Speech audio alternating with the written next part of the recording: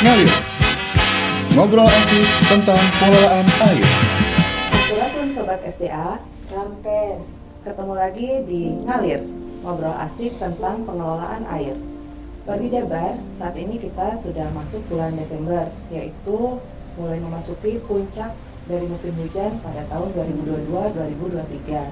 2022-2023. Di pemberitaan sudah mulai banyak diberitakan tentang kejadian bencana banjir, bencana longsor di mana-mana.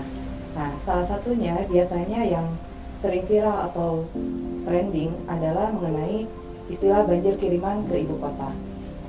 Nah, di podcast SDA Jabar hari ini dengan saya Yulianti Johenda sudah hadir bersama kita hari ini Kepala UPTD PSDA Wilayah Sungai Ciliwung Cisadane, Bapak Hendra Wardana STMT, ditemani oleh Javung Pengelola SDA Ahli Muda Ibu Yuliana P, PG di SC MSI MPSDA yang merupakan pakar-pakar sumber daya air, tata ruang, dan pemanfaatan lahan. Nah, beliau-beliau ini yang akan menjelaskan mengenai fenomena banjir kiriman ini. Langsung saja kita sapa. Selamat siang Bapak Hendra. Selamat siang Ibu Yulianti, baik Bu Yanti. Alhamdulillah. Pak Hendra ini panggilannya di kantornya itu Pak Surya Saputra ya Pak ya? Ada hubungan kekeluargaan atau gimana Pak? Tidak, sebetulnya lebih mirip Bang Roma sebetulnya. Saya juga gitu Bu, sependapat. Kayaknya lebih cenderung miripnya ke Oma Irama. Dan koreksi, bukan saya mirip Surya Saputra, tapi Surya mirip saya harusnya. Luar biasa. Tapi panggilannya tetap Bang Surya Pak. Atau ganti jadi Bang Roma. Baik. Senang sekali bertemu di forum ini. Terima kasih sudah meluangkan waktu di sela-sela kesibukan Bapak Ibu untuk berbagi informasi dengan warga Jabar mengenai banjir kiriman dari Bogor akibat limpasan dari Sungai Ciliwung ya Pak ya. Katanya akibat limpasan dari Sungai Ciliwung yang kebetulan hulunya ada di Bogor ya Pak ya, atau letaknya di Telaga Saat, daerah puncak Kabupaten Bogor. Nih langsung aja nih Pak, apa sih yang sering dibilang banjir kiriman atau kiriman dari Bogor itu ya Pak ya? Kan kalau kiriman makanan mah enak ya Pak ya, kalau banjir mah susah gitu. Iya. Baik, terima kasih. Saya panggil Bu Yanti aja ya. Tapi sebelumnya saya koreksi dulu, kita bukan pakar Bu ya. Mungkin kita mungkin sedikit lebih tahu lah yang akan sekarang itu berbagi informasi atau sharing lah mungkin gitu ya Bu Yanti ya. Ya oke, mengenai banjir kiriman ini ya saya kira ini merupakan istilah yang menurut saya itu tidak benar atau salah kaprah lah menurut saya. Tidak tepat lah gitu berpendapat saya.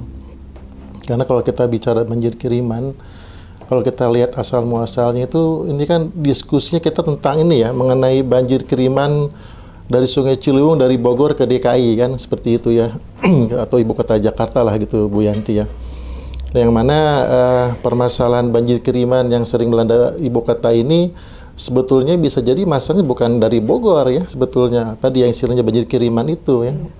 Tapi bisa jadi masalah mungkin di kota Jakarta itu sendiri ya. Kalau menurut saya ya, bisa jadi ada permasalahan di Jakarta misalnya karena tata ruangnya yang sudah berubah seperti itu ya, atau juga perilaku masyarakat yang masih buang sampah sembarangan itu seperti itu. Jadi menurut saya banjir kiriman itu harus dirubah ya persepsinya. Nah kita mungkin tahu ya Bu Yanti maksud saya sorry. Banjir kiriman lebih sebabnya itu karena ada debit atau maksudnya curah hujan yang tinggi di hulu Sungai Ciliwung itu di kawasan Bogor ya, di puncak lah mungkin seperti itu ya. Karena lebih tinggi kemudian mengalir ke Jakarta. Dan kebetulan debitnya itu atau curah hujannya itu tinggi, kemudian terjadi luapan air sungai ya, yang karena resapannya di hulu itu sudah berkurang ya karena banyaknya pemukiman ya, maksudnya berkurang tutupan lahan ya seperti itu, sehingga resapannya berkurang, akibatnya sungai sudah tidak bisa lagi menampung itu ya volume air yang tinggi itu, seperti ini meluap lah ke bantaran sungai gitu seperti itu ya. Dan saya kira yang menderita bukan hanya di Jakarta saja, tapi juga di Bogor kan. Sepanjang bantaran Sungai Ciliwung itu dari Bogor, Kabupaten Bogor, Depok sampai ke Jakarta, yang mana sudah banyak pemukiman, itu saya kira juga kalau waktu-waktu tertentu seperti kondisi sekarang tadi kata Bu Yanti ya, sedang curah hujan tinggi, apalagi bulan Februari ya, sedang akan garang-garangnya itu, saya kira itu akan terjadi curah hujan yang puncak hujan tinggi ya. Itu akan paling menderita itu masyarakat yang sekitar bantaran sungai ya, seperti itu, tidak hanya di Jakarta tapi saya kira di kawasan Bogor juga itu saya kira. Jadi persoalan bersama lah sebetulnya ya. Gitu Bu Yanti menurut saya sih. Jadi mungkin yang disampaikan Bapak bahwa istilah banjir kiriman itu sudah tidak tepat ya Pak ya? Iya. Karena banjir itu sendiri banyak faktor yang menyebabkan, bukan hanya dari debit Sungai Ciliwung, tapi juga mungkin drainase perkotaan itu sendiri yang sudah tidak dapat menampung. Ya, itu salah satunya. Tadi saya bilang kan mungkin karena faktor di kota Jakarta ini sendiri bisa saja terjadi ya. Tadi misalnya ada perubahan tata ruang, perilaku masyarakat, buang sampah. Ya akibatnya mengganggu drainase di perkotaan itu sendiri, sehingga banjir lah gitu kira-kira gitulah Bu Yanti. Ya, gitu Bu Yanti. Jadi ini memang kayak semacam ini Bu Yanti ya, bercita pirundu ya. Jadi kalau misalnya ada banjir yang disalahkan seolah Kota Bogor gitu ya. Tapi ya kita tahu lah di hulu Sungai Ciliwung itu di ada puncak itu yang namanya perubahan tata guna lahan karena adanya pemukiman villa-villa itu banyaknya orang Jakarta juga seperti itu. ya kan? Nah, itu kan? Ini salah satu faktor yang selain Iya. yang hujan tadi, Bapak tadi menyebutkan pemanfaatan lahan yang tidak sesuai dengan peruntukan ya Pak ya. Nah, poin yang terakhir ini menurut Bu Yuli yang sehari-hari menangani masalah pemanfaatan lahan Bu.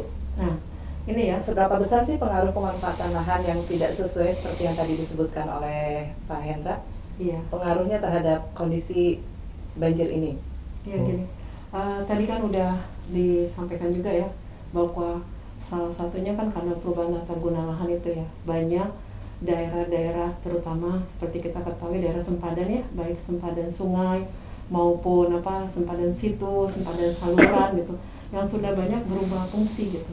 Mereka jadi memanfaatkan gitu, mendirikan bangunan di sempadan seperti itu ya, terus membuang sampah sembarangan ke sungai gitu ya, ke saluran.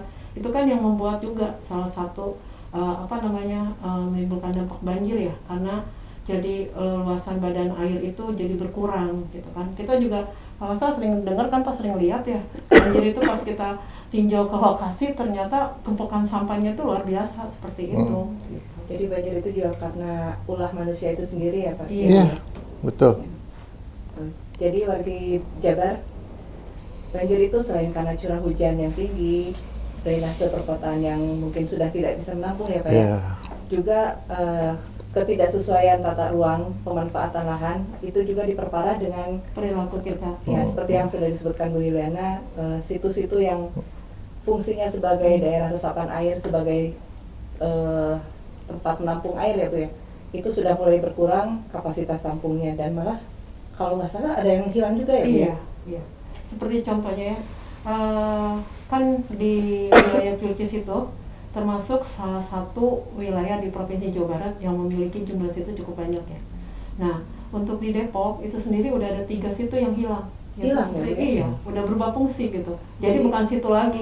Jadi apa Bu? Perumahan. Jadi Nah, perumahan. seperti situ Ciming gitu ya, situ Bunder gitu, situ Krukut, itu semua yang ada di wilayah Kota Depok. Nah, upaya-upaya untuk menghindari atau antisipasi supaya tidak terjadi lagi itu ada atau tidak Pak? Ya, mungkin dari faktor sungai mungkin ya. Ya, kita mungkin bisa begini Bu. Ada istilahnya itu kalau kita di sungai itu supaya bisa untuk mengurangi banjir itu ada dengan cara misalnya normalisasi sungai. Atau mungkin ada istilahnya lagi naturalisasi sungai ya, naturalisasi sungai itu seperti itu. Itu dua hal yang berbeda ya, seperti itu Bu. Itu mungkin bisa kita terapkan ya. Kalau saya lebih setuju memang dengan cara naturalisasi ya. Artinya sungai itu perlu dikembalikan lagi fungsinya ya. Artinya di bantaran sungai itu yang sekarang banyak diokupasi oleh masyarakat ya, menjadi kawasan perumahan atau itu dikembalikan menjadi ruang terbuka hijau Bu. Jadi ya insya Allah dengan adanya seperti itu nanti bisa meningkat lagi daya serap airnya itu ya, resapan airnya maksud saya seperti itu. Dan sebetulnya ya kalau dikatakan oleh banjir itu kalau di Banten itu ada pemukiman Bu ya. Ketika itu meluap, kena pemukiman di bantaran, ya itu sebutnya tuh banjir banjir di pemukiman. Kalau nggak ada rumah di kanan kiri bantaran, mas sebutnya nggak ada istilah banjir. Alami aja memang kalau lagi sungai meluap, ya maksudnya akan sampai ke bantaran lah gitu, karena ada perumahan ya, jadi hasilnya ada banjir gitu seperti itu. Memang itu lokasi air lewat. Iya, itu maksud saya gitu, di samping tadi ya dengan cara pemulihan atau dengan cara normalisasi, dengan cara pembetonan ya, artinya. Tapi itu ada masalah lain juga kalau kita dengan cara pembetonan, menurut saya. Artinya kita memang mempertahankan memperbaiki penampang atau badan sungai, tapi di sini memberi kesempatan masyarakat untuk membangun di bantaran itu. Kalau dengan normalisasi dengan cara pembetonan atau dengan cara ini ya, maksudnya pembetonan ya. Tapi dengan naturalisasi sungai, saya kira itu menurut saya lebih bijak lah, menurut saya lebih tepat lah, meskipun memang ada kelebihan kekurangannya. Itulah mungkin salah satu caranya. Mungkin kalau saya lebih setuju dengan cara pemulihan lah, sepadan sungai gitu ya, dikembalikan fungsinya dengan cara tadi penanaman kembali dengan pohon-pohon gitu, sehingga mengembalikan daya resap air. Ya, saya kira gitu maksud saya, Bu. Daerah resapan airnya dikembalikan seperti semula. Ya, Ibu tahu nggak di hulu sungai Ciliwung itu, di puncak itu ada kawasan hutan ya. Sebagai perlindungan kawasan di bawahnya itu sudah berkurang hanya tinggal 15% ya, Bu, seperti itu. Dan data menunjukkan dari tahun 1998 yang saya tahu ya, sampai tahun 2008 yang saya tuh datanya ada itu, dalam 10 tahun itu di bantaran sungai itu dari mulai Bogor sampai Jakarta itu bertambah penduduk sampai 3 kali lipat, Bu, yang memanfaatkan kawasan di bantaran sungai. Jadi luar biasa. Seharusnya tidak ada bangunan itu. Ya, gitu, Bu. Jadi problem bersama lah intinya kalau menurut saya gitu lah. Tidak hanya masalah di DKI, itu juga masalah di Jawa Barat, khususnya di Bogor juga. Jadi memang harus ada Dan Depok lah menurut saya. yang komprehensif ya, Ya. mengatasi banjir. Tidak hanya diselesaikan dalam satu wilayah saja. Betul, gitu. Jangan saling menyalahkan lah, gitu, Bu, maksud saya, gitu. Masalah pemerintahan doang ya, Pak ya? Ya, banyak lah. Lintas sektor lah, tidak hanya dari pemerintah, dari masyarakat juga harus terlibat. Nah, kembali ke Sungai Ciliwung tadi Bapak sebutkan, kalau nggak salah saya pernah dengar tentang pembangunan bendungan Ciawi. Oh ya, ya? ya, oke. Itu untuk mengurangi banjir ke ibu kota juga, Pak? Ya, salah satu upaya pemerintah dalam mengurangi banjir di DKI ya, itu dengan cara diantaranya membangun beberapa bendungan ya di hulu sungai Ciliwung ya, di daerah Ciawi. puncak Bogor, itu bendungan Ciawi dan Sukamahi itu, Bu. Dan memang diharapkan itu bisa mereduksi ya debit banjir sampai di Katulampa itu sampai kurang lebih 30% informasinya ya. Dan diharapkan sampai di Manggarai ya memang ternyata masih kecil juga, hanya bisa mereduce 11%. Tapi anyway apapun itu sudah ada upaya lah dari pemerintah untuk bisa mengurangi banjir di DKI. Karena memang problemnya nggak sederhana ya, tadi saya sampaikan ya, bahwa pengurangan atau pengurangan banjir ini juga tadi tidak hanya semata-mata yang hanya bisa membangun bendungan ya. Ada problem lain saya kira baik di Bogor ya, di Jawa Barat ya, maksud saya, ataupun di DKI tadi masalah tata ruang ya yang tidak tepat pemanfaatannya, juga masalah perilaku masyarakat yang perlu diedukasi lah menurut saya supaya mereka bisa tertib dalam buang sampah atau apalah seperti itu maksud saya. Jadi bendungan itu usaha untuk meminimalisir banjir ke Jakarta, tapi tidak jadi jaminan bahwa Jakarta itu maksud saya, Bu. banjir. Betul. Selama risiko. masih banyak pelanggaran di sepanjang Betul. Itu maksud saya, Bu. Mungkin kita tadi sudah bahas faktor-faktor penyebab dan apa itu yang dimaksud sering disebut banjir kiriman itu. Yeah. Nah, sekarang dari Dinas SDA sendiri, Pak, khususnya dari UPTD PSDA wilayah Sungai Ciliwung Cisadane ya, Pak, upaya-upaya apa yang sudah dilakukan dalam mengurangi terjadinya banjir ke Jakarta? Dari sungai atau dari situ? Dari mana saja? Situ dulu kali, Bu ya? Iya, boleh. Kita ada proyek strategis, Bu ya? Iya, dari situ ya, Pak ya. Oke, proyek silakan. strategis kan ya. Udah dari 2 tahun terakhir ya, sama sekarang ini bahwa pemerintah Provinsi Jawa Barat itu kan mempunyai proyek strategis dalam hal penataan dan revitalisasi kawasan destinasi wisata situ ya. Seperti situ Rawakalong, terus di Depok gitu ya. Terus situ Gede di Bogor, situ Kebantenan tahun ini, sama Situ Salam. Situ Kebantenan itu di Kabupaten Bogor, Situ Salam itu di Kota Bogor. Itu kan upaya dari pemerintah Provinsi Jawa Barat untuk mengembalikan lagi gitu loh fungsi dari situ itu sebagai tampungan air, karena nanti dengan adanya revitalisasi itu kan dapat meningkatkan kapasitas tampung dari situ itu sendiri. Dan selain itu juga yang penting yaitu dapat meningkatkan indeks kebahagiaan, karena kan kita sekarang tahu ya dari pasca COVID gitu ya, kayaknya kurang lah hiburan kayak gitu. Kurang jalan-jalan. Iya, salah satunya itu juga. Nah, terus tahun depan itu ada rencana 4 proyek strategis juga untuk revitalisasi situ ya. Situ Jati Jajar di Kota Depok, terus situ Kemang di Kabupaten Bogor, situ Taman, dan situ Kandang Sapi. Nah, selain program proyek strategis itu juga termasuk kita terkait dengan penertiban ya, pemanfaatan sepadan di situ. Nah, kita tuh UPTD pernah melakukan ya Pak, penertiban bangunan-bangunan tuh seperti di saluran ini apa yang satu lampa itu loh. Nah, itu udah udah kita tertibkan ya, udah rata gitu. Terus kita tanam pohon gitu ya Pak. Nah, terus udah itu seperti contohnya juga di situ Salam. Itu sebelum ditata itu sempadan itu penuh bangunan gitu. Tapi sebelum melaksanakan itu kita udah tertibkan bekerja sama dengan pemerintah setempat, dengan pihak kelurahan, dengan kecamatan, juga dengan Satpol PP Kota Bogor kayak gitu. Nah, terus juga melakukan pengawasan juga ya Pak ya untuk pemanfaatan sempadan yang tidak sesuai dengan aturan. Nah, itu kan kita tahu ya Bu ya, bahwa pemanfaatan sepadan itu kan tidak bisa mendirikan untuk bangunan gitu ya, ataupun baik permanen maupun semi permanen kayak gitu. Nah, kita melakukan itu Bu, penertiban juga. Itu juga seperti kita contoh bahwa pernah ada pengurukan tuh di situ Cikaret, terus situ Tonjong. Itu juga kalau kita misalnya tahu langsung gitu ya, maksudnya kedapatan langsung itu kita langsung itu Bu, kita langsung hentikan saat itu juga gitu. Luar biasa ya Pak ya. Iya. Jadi di wilayah sungai yang Bapak kepala ini sudah ada revitalisasi situ yang dilakukan 8 berarti tadi ya. Yang sudah 2, yang sedang 2, dan tahun depan rencananya 4 lagi. Luar biasa wargi Jabar. Jadi memang Bapak, ini proyek strategis dari Bapak Gubernur Jawa Barat ya Pak? Iya, proyek strategis provinsi lah mungkin istilah. Pemerintah Provinsi Jawa Barat. Jadi memang beliau itu sangat concern terhadap lingkungan dan masyarakatnya ya Pak ya. Karena dengan revitalisasi situ ini tidak hanya menaikkan manfaat dari situ itu sendiri, tapi juga ada nilai tambah lain. Iya, maksudnya wisata dan kapasitas tampung maksudnya mungkin ya. Oh tadi saya bilang. Ya, kapasitas tampungnya menjadi meningkat. Meningkatkan kapasitas tampung, juga ada nilai tambah lain sebagai tempat wisata. Itu betul Bu. Ya, juga mungkin kalau situnya sudah bagus, menambah awareness dari masyarakat juga ya, maksudnya ada keinginan untuk menjaga. Ya. Iya. Gitu, mungkin. Ya. Jadi warga Jabar silakan jalan-jalan ke situ-situ yang ada di Bogor. Situ mana saja tadi Bu?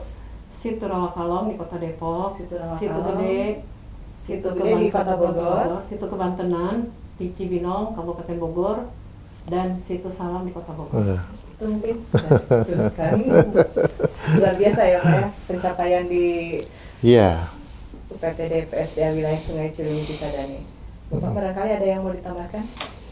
Ya, mungkin kalau saya lebih pada mungkin mari kita sama-sama ya menangani permasalahan banjir ini. Jadi tidak hanya saling menyalahkan, maksud saya seperti itu dulu ya, bahwa masalah banjir ini ada masalah bersama gitu ya. Multisektor lah gitu seperti itu. Dan mari kita jaga sungai sebagai sumber kehidupan, dan ingat bahwa sungai ini nanti akan juga diperlukan buat anak cucu kita kelak ya. Kalau tidak dijaga sungai dari sekarang, gimana cucu kita? Mari kita pulihkan bersama-sama Bu fungsi sungai ya, dengan mengalirkan bantaran sungai sebagai ruang terbuka ya, saya kira ya, dipulihkan, dinaturalisasi gitu ya. Tentunya ini perlu kerja berat ya saya kira, maksudnya, tapi bukan tidak mungkin ya bisa berhasil nanti ke depannya. Tapi mari kita mulai dari sekarang, diantar dengan cara menanam pohon ya, kalau di bantaran sungai gitu kira-kira. Minimal di halaman rumah gitu ya Pak ya? Ya, seperti itu diantaranya. Oke, Mungkin ada harapan-harapan Ibu yang ingin disampaikan ke warga Jabar? Ya itu ya. Jadi kalau saya nih pribadi ya, kita memulailah dari perilaku kehidupan atau dari diri kita sendiri ya, terus dari lingkungan juga gitu, dari keluarga gitu ya, dengan membiasakan diri tidak membuang sampah sembarangan. Iya itu. Gitu. Jangan buang sampah ke sungai Bu ya gitu. Iya, saluran juga. Saluran juga.